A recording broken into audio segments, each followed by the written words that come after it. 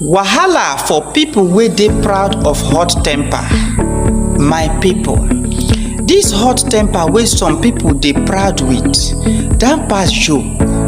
Since when hot temper become achievement? Na so I be. I no dey take nonsense. I get hot temper.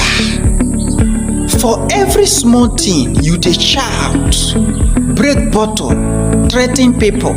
Later you go say na anger carry you. Anger no carry you.